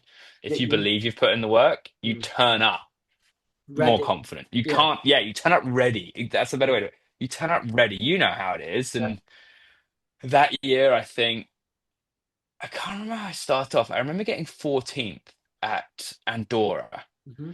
and thinking this isn't worth it. I've made Yeah, too many sacrifices. I was again that year yeah, I got 14th at Andorra and I was gutted. I was yeah, like, what's the point in being here yeah, if yeah, I'm going to put this in? I'm not seeing my friends. I'm coming 14th. yeah, And again, I think I just kept training, chipping away, and then all of a sudden snowshoe happened. I don't know. I just went over. I'd done a photo shoot in Morzine on the Monday of snowshoe. So I did an e-bike release photo shoot because the photographer got sick Sunday. So I flew to snowshoe on Tuesday for a Saturday race, which is just insane, dude. yeah, I don't know. Just confidence clicked. I was confidence and maturity. I remember going up in time practice. I think I went fastest in time practice on the first run. I was like, sick, kind of cruised around. The track was drying loads. And I went right at the beginning of practice. And I was like, fuck, I'm going to do another one. yeah, I think I snapped my chain in the gate or something. So I was rushed. Like, do I do another one? Or I was I was in third now. I remember being in third. And Laurie had yeah, gone quickest thing and thinking, oh, I can easily go and beat that time. But thinking, the only reason I'm going to do another one, I know where I'm going. I feel good yeah, is to go and win time practice. But I was like, who cares? It's time. yeah, I've won time practice plenty of times at World yeah, Cups, which is pathetic that I've won that and never a race. yeah. But But I it's the remember thinking, thing. there's no And need. Yeah, yeah, there's no need. I was so confident already. I knew I didn't need to. Qualifying came around. I think I was protected. Qualified third, so it was my best ever quali. And then I was just like, we're on. I remember listening to the Happy Gilmore. What is it? One of the Happy Gilmore soundtracks, and just being like, so I could barely sleep the night before, and just thinking, I've got this. I like actually have this. Put a really good rundown. I almost crashed on one bit. Didn't leave a lot out. I always struggle at top splits, and I think I had a really good split in the final. Dude, I charged. yeah, I had a yeah, really good top split, gave it everything, dude, and got beaten. I got beaten fair and square by Amory. He's an amazing racer by yeah. zero point I 0.4, know it was which nothing. was just, dude, haunt me to this day, that will. Whatever, like, it is what it is. And then that just kind of set me off. I podiumed the last three World Cups that year. I went to World Champs. So I podiumed that and the last two World Cups, all Mhm. three of them. Yeah, We went to Whistler in between, turned up. I was like, oh, am I going to do slalom? I'm not really sure. Yeah, I'll give slalom a go today. I had a 170 mil travel enduro bike with inserts in and won the slalom. Just, same. I did three practice runs, dude. It was just, when you're on, you're on. It was just, everything was clicking. Downhill race there, I crashed in because I was like, I'm going to win this. Crashed in that. I was kind of a bit gutted. Went to World Champs, quali seventh. I was like, oh, that'll do. It'll be all right. Jenna Hastings won World Champs the morning of race day, and I was like, holy shit, we're actually on here. Am I going to be able to win this today? I Yeah, was genuinely thinking I was yeah, going to win. Like, yeah. no doubt in my mind, I was like, there's nothing stopping me. Well, you're not going to win if And you don't just, think it. nah.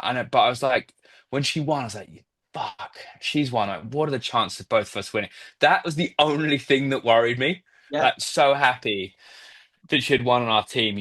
yeah, But I did have this worry. My mum would come out, everyone was there. I was like, fuck, she's won. Like, two of us do this, the chances are slim. And I think I just held back a bit because I didn't want to that's crash mad. and throw it away. That's And I got mad a, that I, out of all those things that you just told me, that was the one thing that was holding you back, thinking that crazy, because yeah, when you she'd think about it won, you now. can't win it.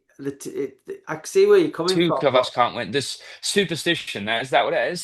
yeah, Superstitious well, I guess or so. something. I was just, Yeah, yeah, dude, it's I remember thinking it vividly. And that evening, the day I've thought about that so much since.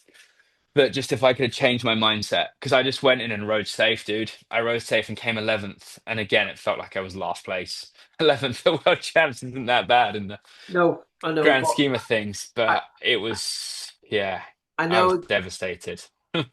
I know what you. I can understand. I've not been at that level you have, but I remember coming 25th or something at a World Cup, and I went back to the apartment and I was sat on the toilet. I was like nearly in tears, just wanted to go away from everyone, thinking, what a useless person I am. Like coming that because my teammate had come first and my other teammate had come ninth or something. So coming 25th was like just I felt like I was wasting everyone's. All I got was a free bike, but I still felt like Yeah, it was a waste of everyone's time. You know. mate. So much that I crashed in Ludenville. I Mm, was on arguably a winning time. Crashed in Ludenville and came 14th. Just went back to the bus and cried. I was so upset. I was mm, like, why am I even turning up and bothering? And yeah, just being so gutted that I'd thrown that away. Like I got 14th and I'd crashed. This is in 23 or 22. Like people are quick now, you know? And yeah, I'd crashed and come 14th. yeah. That's I'd insane. done, what did I do at Leo Gang? I either crashed or got sketchy and came seventh or eighth. Hmm. One of those years when again went to the bus and cried. I was so upset with Yeah, myself. I just threw away a good result. I was like, what am I coming for to get these?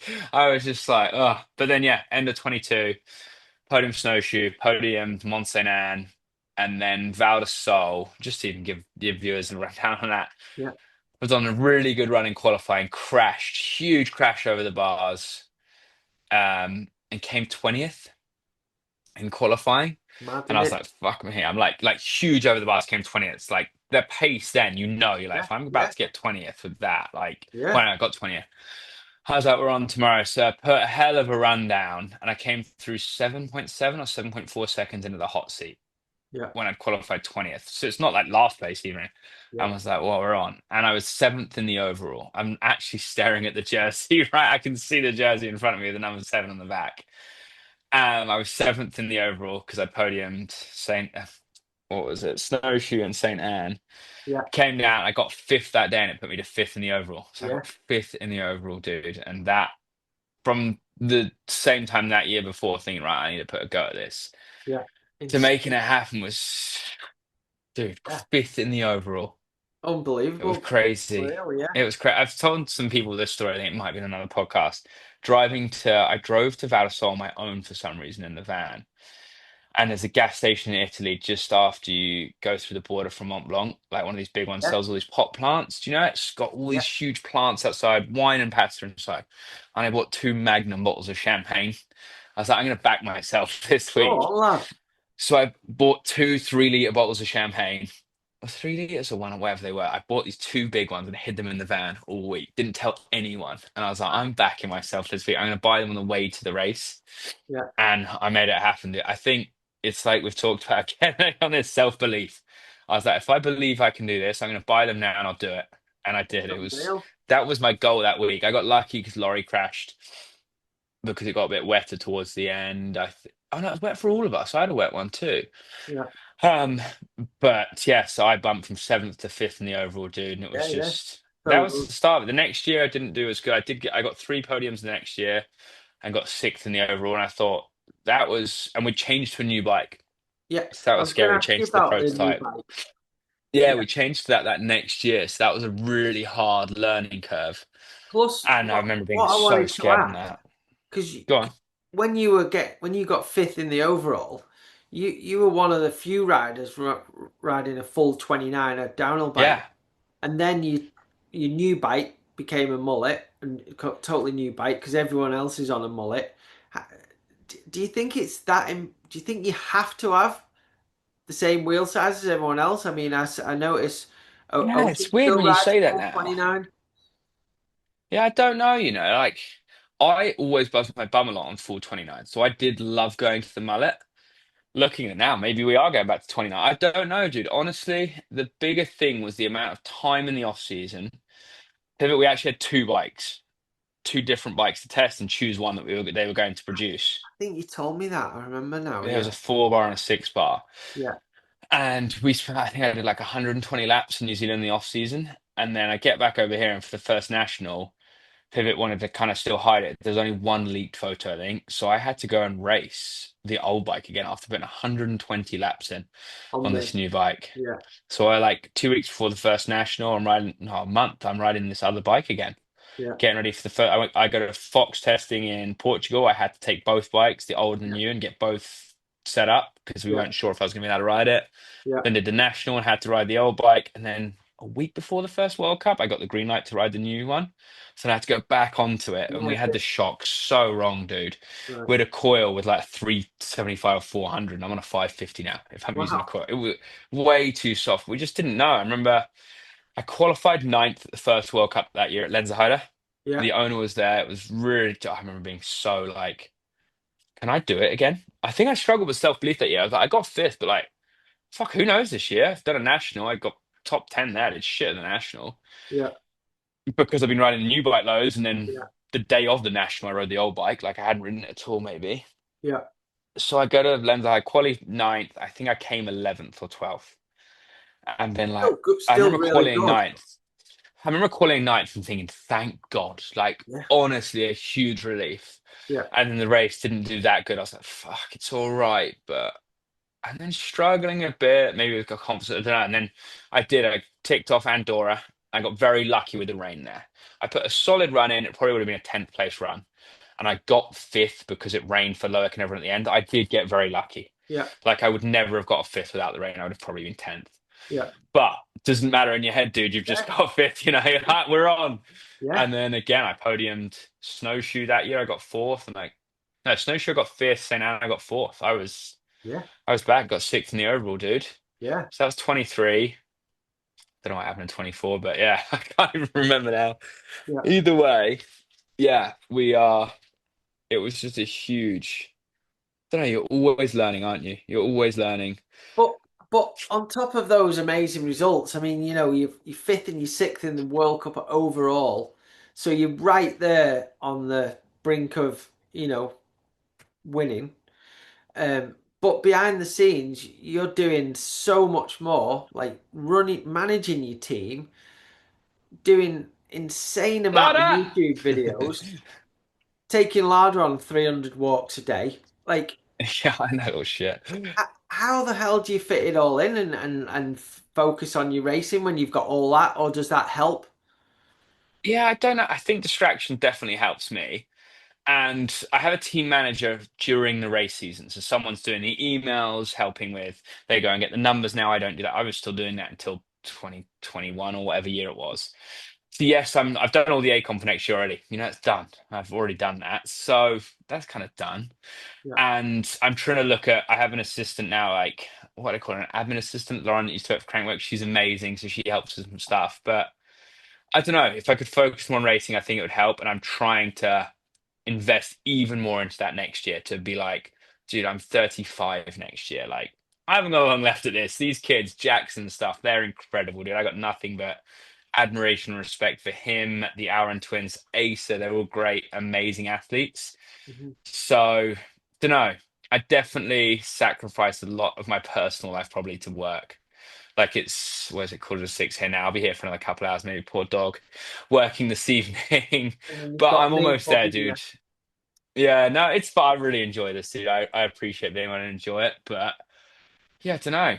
You work, I've got a lot of help. Like Barney's leaving next year. We're getting someone else he's doing off to new things, freshening up. But I think, don't know, if you just work harder and better, like I have a therapist now that helps with obviously mental health and being happy and dealing with things, but honestly also how I work things out. Yeah, to help, I guess. Like I really struggle to get into emails. If there's 50 of them, dude, I'm fuck, how do I get into them and not just go on Instagram? And she's like, right, let's just focus. One thing I've been working on is just 2 minutes, Bernard. All you got to do is go on and do 2 minutes of work.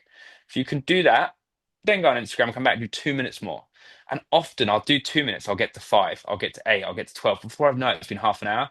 Then I'll Yeah. take a break. Yeah. I so struggle with, dude, if I get up to go and I don't know, move a plant in a minute. I'll be moving a plant and putting a motocross wheel in there and then changing the grips on a bike and making sure my brake lever are there. I'm the same, I dude. cannot, like my ADHD is insane, dude. I'm everywhere. And even if I open an email on here, I'll see a WhatsApp message and then do a Yeah. phone call and then, I'm the same. I don't know, charge my camera. Like, Yeah. so I think something I'm working at the minute is the therapist massively to try Well, and that's cool. structure my life more. It's the first time I've ever told anyone about it. It's on your podcast. No, There you go. that's amazing because that So my yeah, wife and Maya structure it. tell me Yeah. that all the time. I've got no structure. I'm doing this, then I'm doing that, and I'm Yeah. the same. I'm at, and then I've got, yeah.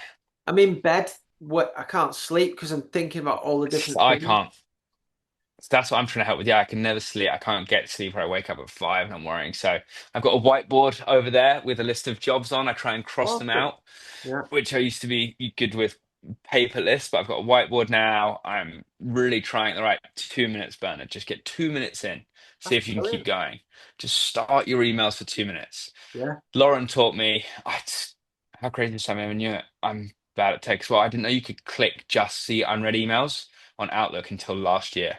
yeah, So I'd answer an email and you'd answered five or whatever, and then you've got a gap of five, and then you've got to go down to the next one, you've got to scroll down. But now you can click unread, so they're all just there. Like it's crazy that I didn't know that I didn't know until that. last year. Like, yeah, but it makes it so much quicker. So sometimes I don't even want to click. Just click it and start. Yeah, And once you start them and do them, you do feel better. yeah, yeah, So yeah, I'm just, yeah, with this much going on and with the merch brand and everything, I'm just trying to be better at organizing my time yeah. so I can focus and be the best racer and best ambassador for these sponsors that I do want to show the world a great products, you know? Well, yeah. I mean, what you do with YouTube and all your, socials is insane. Like, it's like there's people doing less than that and just doing that. So, like, Yeah. you're doing Sometimes that blows my mind. you're doing all of it. So, in my opinion, you've got to be one of the most valuable athletes out there. I mean, you've Thank you, got mate. I appreciate it. no, no, you are, and then credit where credit's due. Like, you've got certain athletes, like, you've got Sam Hill, who was just insane at downhill, right? But Incredible. cat could no way could he do the YouTube thing that you do because it's just not him. Do you know what I mean? It's Yeah. not him, It's and it's wasn't me, dude. It wasn't me, honestly. I remember Ollie Wilkins once. I was kind of mad at him for this because he's a great friend. He was like, I don't know, talking about it. He's like, just film yourself, watch it back, and tell me if you want to put that out. Almost like you're not gonna. So like, it's shit. Why? I did. I filmed myself one day walking around my house 2 years before I started YouTube, and I was like, fuck, he's right. I look like a retard. I look like an idiot. And I didn't put it out. Not in a mean way to him or anything. Like he was probably trying to help me. He's like, fuck, you feel dumb. Like, why would you do it? And I didn't. I was like, no, I agree with him. He's right.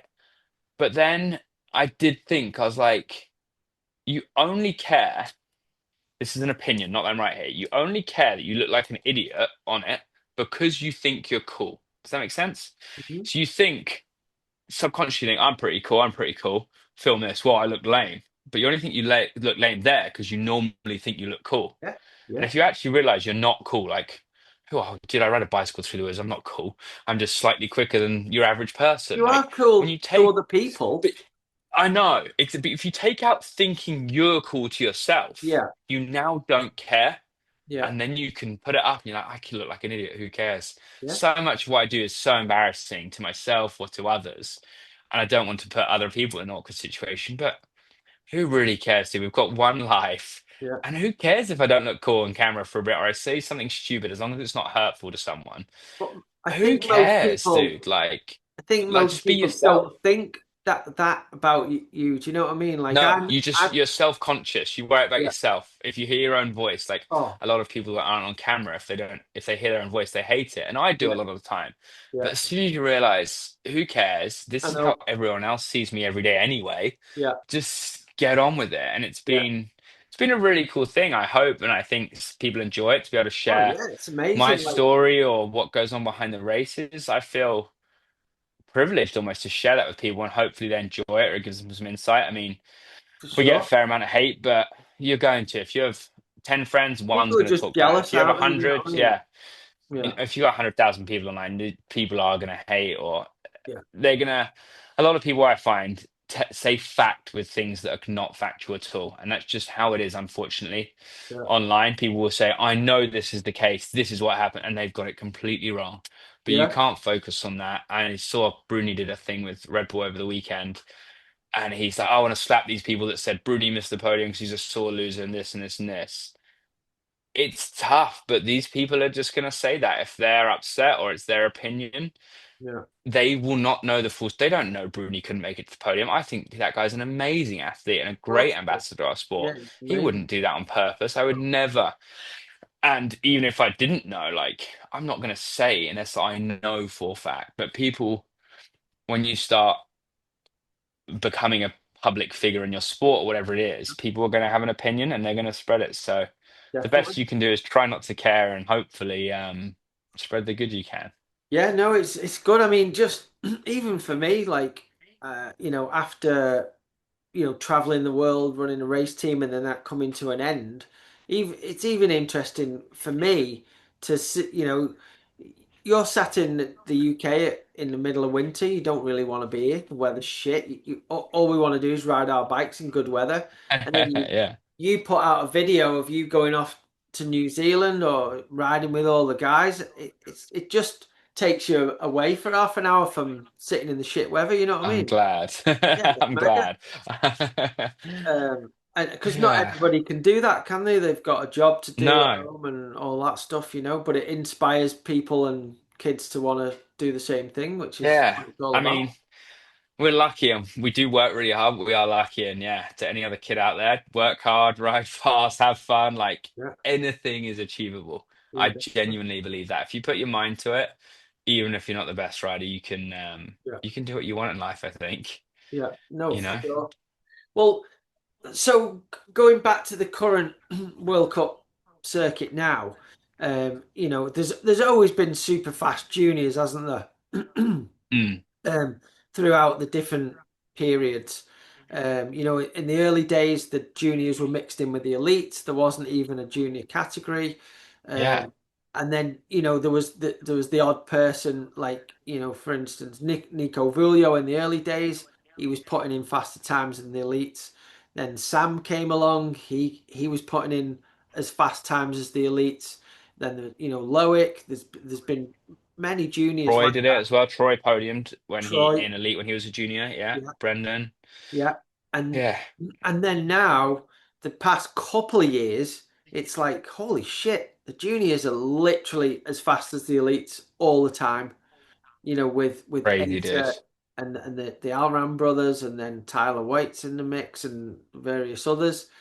Um, what do you think it's gonna go to a more younger person's sport because these young kids have had the opportunities to grow up in the bike parks and put in these insane amount of Yeah. hours on the bikes. What do you think? I think definitely they've grown up with way better equipment and way better tracks. They've been going a lot faster at a younger age than we were. When I was 14, we were going 10 miles an hour. 14-year-olds now are going 30. It's They've so grown up silly. in such a bit, and I'm honestly happy for them. I Yeah, don't begrudge them for it. I think it's amazing what the people ahead of them have done, like the Athertons building the bike park, Steve Pete inspiring people, all these people that have helped this sport get to where it is. Now these kids have it better. Like, how cool is that? We can't be annoyed or anything that they're going quicker than us. Good for them.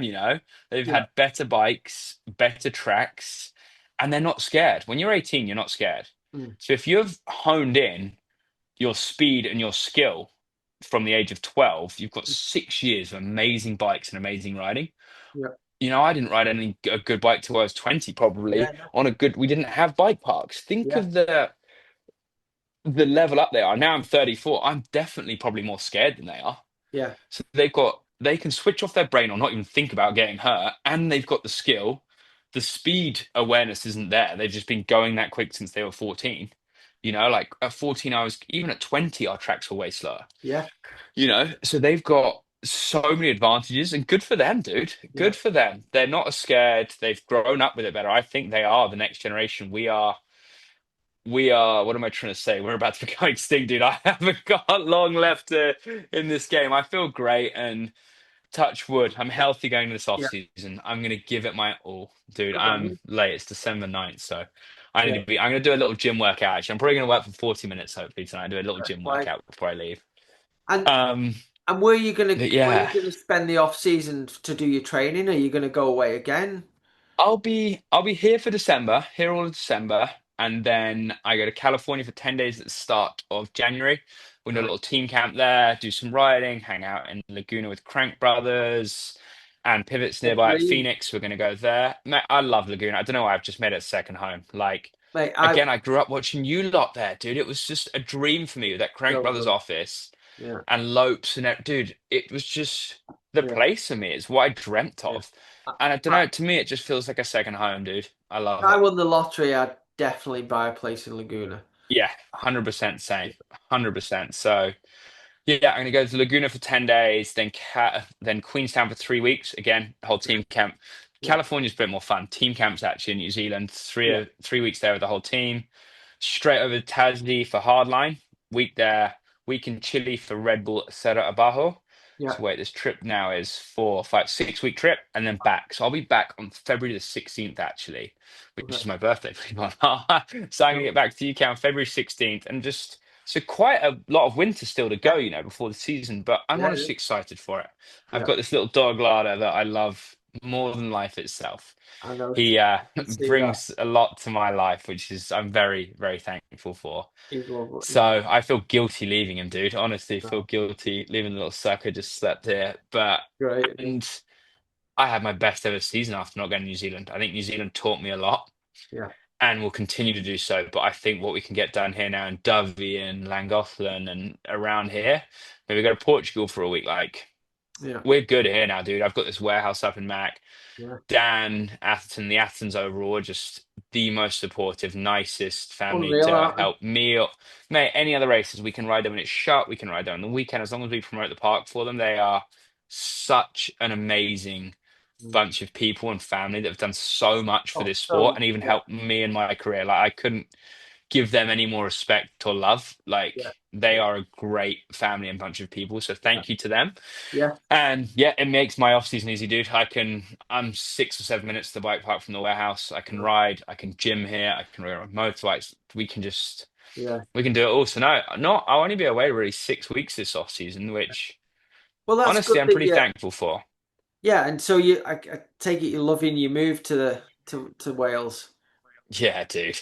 Yeah, Yeah, it's probably like where you're from. Like Surrey was cool and we grew up there and I love it, but it's super busy with traffic now. It's the yeah, London, it's just I don't know, dude. I've realized what I love more in life, yeah, rather than going out and partying in London, yeah, which you can get caught up in and be an idiot. I do love the countryside and Wales. I went before this. I took him for a walk and lay on the no, hill and watched the clouds. It was yeah, windy and I lay on the hill, dude, and it was, yeah, I feel pretty lucky that I can live and work here. Because a lot yeah, of people don't get that opportunity yeah, to come and live in a beautiful place to work. They have to be near a city and sit yeah, behind a desk. So, yeah, yeah, again, feel very lucky and thankful for it. yeah.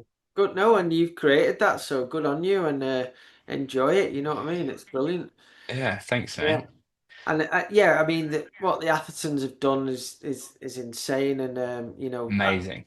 like Dan, I was I can I don't speak to Dan all the time, and I live a long way, so I don't see him very often. But I can always say I would like to say I'm good friends with Dan, and he's so hard to get hold of sometimes. He's like really annoying, but then out the, Rafting, dude. He's just out there day and night. I It's know it's crazy the hours insane. he puts in. But then out the Insane. blue, you think, oh, he's too busy to bother with me. Like 2 days ago, just random message off Dan, just a picture of your KDX, and he just Oh, said, that was who he sent. Yeah. yeah, he Yeah, he's said, like, Paige's gonna love this. It was thought you'd him. like this, and it's nice that he's just He's just thinking of you. thought of me. Yeah, You know what I mean? 100%. He's such a good Yeah, dude. like, what a good guy, dude. He has done. I mean, Steve Pete has done a lot for this country, man of biking. Like, mad shout, Steve Yeah, Pete, Josh Bryce, Danny Hart, yourself, yeah, Rob Warner.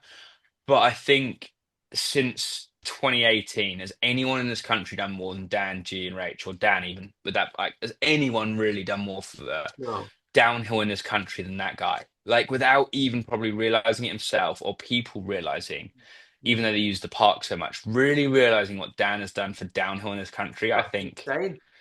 even if I've inspired anyone in the last few years to race because of my results, my journey, Yeah, that's down to Dan as yeah, well. Like all yeah, of of it, like so much of it goes back to him and that family and Brownie. Like to be fair to Dan Brown, he's part of it course.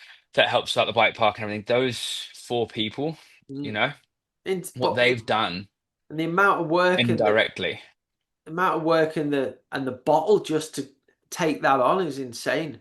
Insane, dude. The risk of the mortgage and the land, and I'm sure Yeah, yeah, day-to-day operations and all the stuff, like yeah, fair play to them. Yeah, I hope one day, if they don't realize, they just someone lets them know, or they do. yeah, Don't know, sit there for a moment. You know, sometimes you reflect on a moment, yeah, like this has been good, or like this is tough, or this, and be like, well, we did that. yeah, Like what they've done, yeah. not just to make money, not just for this or that. It's so, I want to say Inspirational. selfless, inspirational. Yes, they're making money and they've got a business, but it is selfless as well. They are Yeah, doing so much mm, for kids, adults, people's wives, husbands' happiness yeah. around this country. It's Oh, it's incredible. insane, mate. It is. Fair play to them. Yeah, So, fair play. what's one thing I wanted to ask was your drive seems insane, but because we all know how hard World Cup is, right? And where you were mentioning, you come fifth overall, and you got sixth, and then overall, and then there's some weekends where you just think, what am I doing here? On top of doing that, you've got a huge race program that you've put together that's amazing. You've got an incredibly successful YouTube channel, and then you've won Hardline about 300 times. Is there Pretty quick, never yeah. is there is do you ever think, well, I don't need to do the World Cup, so I'm going to take the pressure off myself because of I can win Hardline or podium at Hardline. I've got my race team and I've got my YouTube channel. Do you never think, oh, I'm not gonna, nah, I won't bother with that because I've got all that other stuff to go on? It's yes and no. Almost not. I won't bother. I've done 18 World Cup seasons now. Yes, we've missed some Insane. with injuries a bit, and it's 18. Yeah, It's not almost that I don't want to bother. It's that there's so much else to do in the world. yeah, As I've traveled more, and like I've ridden bikes so much, I've ridden Leogang 10 or 15 times. mm, Yes, I love it and I do good there. And like that moment, it's hard to beat the feeling of going to a hot seat at the World Cup. That is a hard feeling to beat, dude. You feel like, well, you're on top of the world yeah, for that moment, even if someone takes you out. At that moment, you're on top of the world. yeah, So that's really hard to beat. But the thing that would stop me or will stop me soon at some point is there's so much other stuff to do. mm, I would love to. I'm going to sell one of my cars. I want to buy some land. Imagine just building for the next 2 months, creating the best jump line, and then filming the best edit. Me being so proud of how I can ride, yeah, and trying to do the coolest shape in the air I can do. Like, I yeah. look forward to that so much, dude. Like, Cool. more, not can't, well, more I can't, no, I can't wait for it, but almost. I'm so excited. And before I get too old and shit, I really want to do some more edits. Like I used to have time to do them, but before the team got as big as it did, I did kind of Worcester that went really well, some in Queenstown. But with the amount of training now you have to do and time involved in the race program, I really don't get a lot of time to the edits I want to. So I want to do a lot more of that. And I want to travel more. People think we travel a lot, and we do go to a lot of countries, but mainly it's the same car park on the same weekend, the Mm, same town each year. yeah, And they are great places, but it's very much a schedule. yeah, Same, same, same, same, same. yeah, Yes, we got South Korea next year, which is a new one, but that's it. We got to go to Lake Placid this year. That was cool to see a new town. But I would love to go to Kenya mountain biking, go to Reunion Island, go to China, go like just travel and ride or travel and meet people, travel and teach kids in a village how to ride a bicycle. yeah, yeah, Teach, if I get some land here, dude, I would love to give back more and teach some people like, right, it's a charity thing. We've got the best 15 kids on the British cycling development program or whatever it is. They all come to Bernard's once a month and we teach them, right, you're doing jump skills this week. Imagine, yes, they're learning, but I think it would feel great for yeah, you. yeah, Like there would be so much enjoyment in that for me, yeah, helping the next generation because I feel like without you guys knowing it, you will help me. And I have got this crazy career and afforded a house and these cars yeah, because I was inspired by you guys. yeah. Like if I could do that for others, how cool Oh, would that be? yeah, And yeah, they're getting a great and you thing. could. I get to feel great. Yeah, and Yeah, I could. So yeah, the reason I would stop World Cup racing soon would be for that, the excitement of something new. cool. Not that I'm can't be bothered. Yeah, the stress of World Cup racing is savage, dude. Yeah. The training, I hate intervals. I like the gym, I enjoy the gym. Intervals, I absolutely hate. So I cannot wait to never do a set of those again, which So will be what? good. How important is your intervals over the gym over downhill laps? Like, what would you put percentage wise as the most important I to don't you? know, dude. I honestly, gym over in, as long as you sprinted on downhill laps and did a gym, you could get by, I think. But I think all three combined, it's all three maybe make up 60 or 70%, let's say, and another 30 is your head because you've done all three. Do you know what I mean? Yeah, You do all three of those in your head, you believe it and you know, and then you kill it. Like, I think it's more 30 or 40% is your head. yeah, And the other three make up to it 20, 20, 20, to 60% and 40% yeah, is your head. yeah, It's a tough one. Like, you've got to be good, but you believe you're good. It's like when you come out from an injury, you didn't get any worse. yeah. It's your head, Yeah. you didn't get worse at biking. No. Your Oh head's no. telling you you're worse. Even though your head's telling you you are, if you can turn that around, you're good to go, You're aren't you? good. Yeah, exactly, dude. And, So, and mm, how much how's it changed in the last just few years? Like it seems to me that like I did a podcast with another rider, and they were saying um if they were to get all the budget to put their own program together, this was I did it with Benoit Coulange. He said that you would need uh, a mechanic for each rider. You'd need a team manager, a soigneur, a cook, two lines coaches, and an engineer. Like that is insane. But how do you compete? easy. How do you compete with the guys that have got all that? And do you think because you've done it without, do you think it's a necessity now to have all I that? don't think it's a necessity. I think some it makes it easier, and some, like Benoit Coulange, you saw this year, I think he got, in my opinion, I really like the guy, I rate him, incredible rider. He got stuck in his head with, I need this, this, this. It has to be this way. If it's not going to work. And it just derailed him. It derailed him. So I think, yes, some of these things help, but I don't think Jackson had an engineer this year. Did that hold him back? Nope. You know, maybe he got massaged every day, maybe not. I don't even know. Like, a masseuse and a cook, in my opinion, can be the same person because they probably only need a masseuse for 3 hours in the afternoon. Yeah, Get all the food in the morning, prep it, do your work, and someone can put it on the oven in the evening. yeah, The mechanics, I reckon a lot of the time they can do two bikes, honestly, and do it to the best of their ability. A lot of the time they're just bolting on new parts. yeah, Their job mainly is attention to detail. yeah, Like everything should be pretty dull before you get to the race. They might tweak some stuff.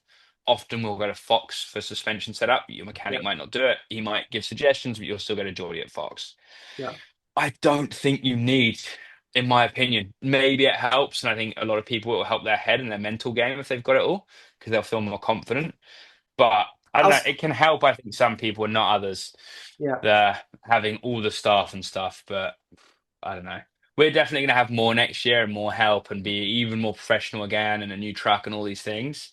mhm, But don't know. We'll see, dude. Hopefully it helps. Hopefully we get better. Maybe next year I win every race because we've got a masseuse and a cook and everything. But yeah. yeah, I don't know, dude. Let's see.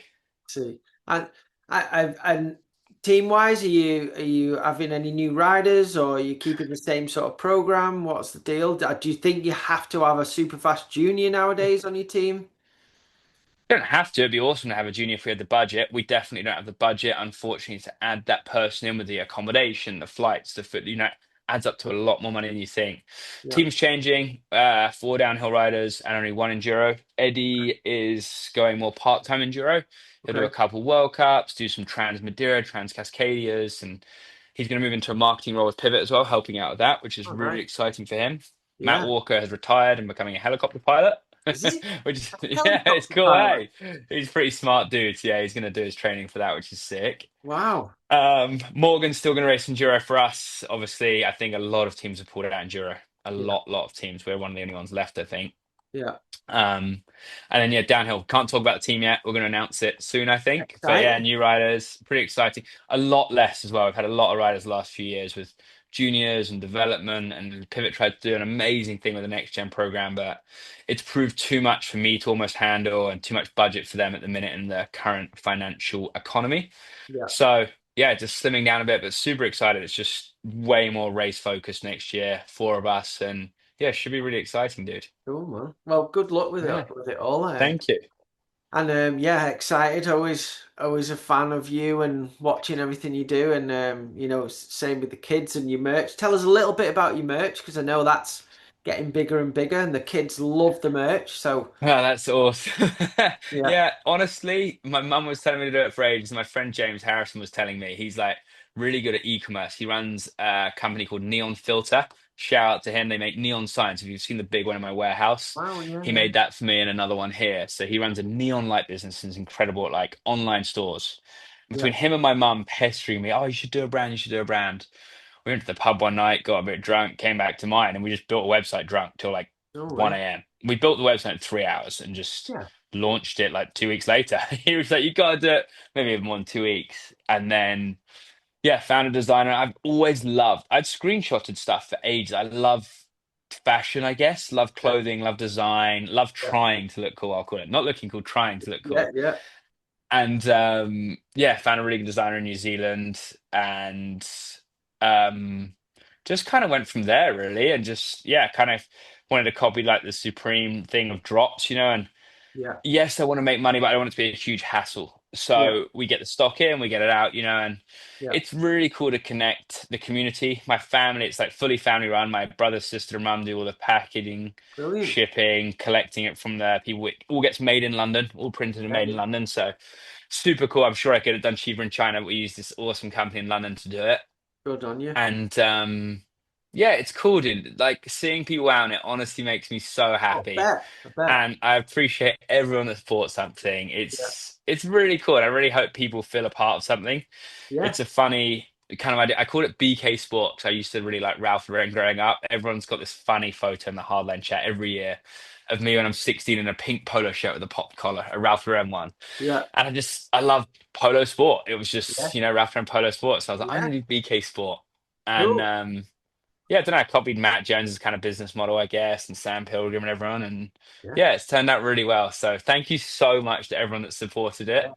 But Brilliant. it's, Keep yeah, doing it's a it 'cause it's passion thing. great. I love it, dude. I love that. When I get new designs, I cannot wait for the samples when I get them printed. I'm like, Yeah. can they be here tomorrow? I'm Yeah. so hyped for the new clothes each time. And I've got way too many now because we do drops. There's always new stuff coming. But Yeah. yeah, just did the pre-order for Christmas. That's all shipping out this week. So people should get it for Christmas. Fingers crossed. So we're going to see a Uh, KDX one, please. maybe, dude. Maybe. I'd like to do a retro Cowie I'll one. be So ordering that one. yeah, all right, dude. We'll see if we can do a retro Cowie one for you. I mean, that would work well for Cowie. They've been texting me while we're on this call, actually. So All right. yeah, we'll see how we go. Easy. All right, mate. Thank you so much Thank, for having me. I hope everyone's enjoyed this, and thank you again. yeah, thank you, Bernard. Cheers. See you See later. ya.